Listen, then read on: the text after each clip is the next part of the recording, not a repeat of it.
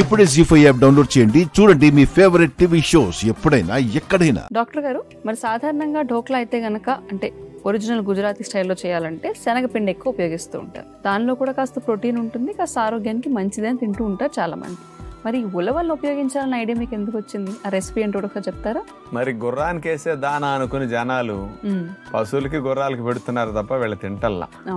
ఉలవల్లో ఉన్న గొప్ప గుణం ఏంటంటే హై ప్రోటీన్. 100 గ్రాముల ఉలవలు తీసుకుంటే 22 గ్రాముల ప్రోటీన్ ఉంటుంది. ఈ ఉలవల్లో ఉన్న గుణం ఏంటంటే కణజాలంలో శక్తిని ఉత్పత్తి చేసే మైటోకాండ్రియాలను బాగా పెంచి ఎనర్జీ ప్రొడక్షన్కి బాగా ఉపయోగపడుతుంది. అందుకనే బాగా బలం రావాలి అంటే గుర్రం లాగా మంచి దూకుడుగా మనం ఉండాలంటే కూడా ఎనర్జీ ఎక్కువ రిలీజ్ అవ్వడానికి ఆ ఎనర్జీ ప్రొడక్షన్ చేసే జనరేటర్స్ లాంటి మైటోకాండ్రియాలను కౌంట్ పెంచడానికి ఉలవలు బాగా ఉపయోగపడతాయి. ఎక్కువ ఎనర్జీని రిలీజ్ చేస్తాయట. అందుకని అలాంటి ఉలవల్ని గనక డోక్లా రూపంలో అయితే మరి అందరూ ఏదో ఒక వెరైటీలు ఇష్టపడతారు కాబట్టి సాటర్డే సండే వస్తే ఈసారి ఉలవలతో డోక్లా చేసుకుంటే శనగపిండితో చేసిన డోక్లా కంటే ఇది మంచిది. గ్యాస్ రాదు, ప్రోటీన్ ఇంకా బాగా అందుతుంది, బెనిఫిట్స్ బాగుంటాయి. ట్రై చేద్దాం.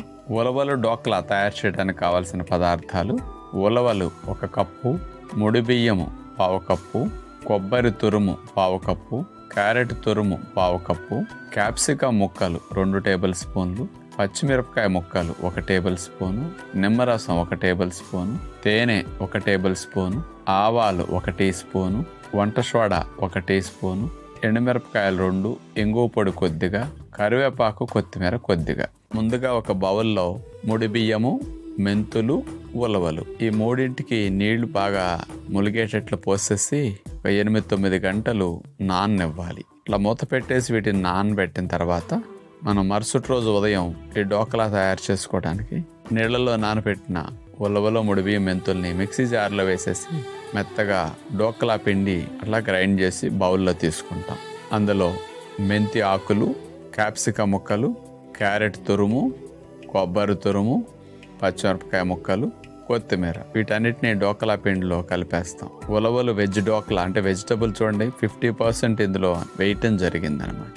క్యాలరీ కౌంట్ తగ్గటం కోసం అలా వెజిటబుల్స్ని ఎక్కువ వేసుకోవటం కూడా చాలా మంచిది.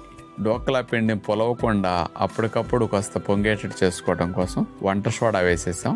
దాని మీద నిమ్మరసం, తేనె అట్లా వేసేసి ఈ పిండి అంతటిని కలిపేసేసి డోక్లా ట్రేలో మేగడ రాసేసి దానిపైన డోక్లా పిండి అట్లా పెట్టేసేసి చక్కగా ఆవిరిలో ఉడికించేసుకుంటాం. ఉడికిన తర్వాత మనకు కావలసిన షేప్లో డోక్లా ముక్కలను అట్లా కట్ చేసుకుంటాం చిన్న చిన్నగా.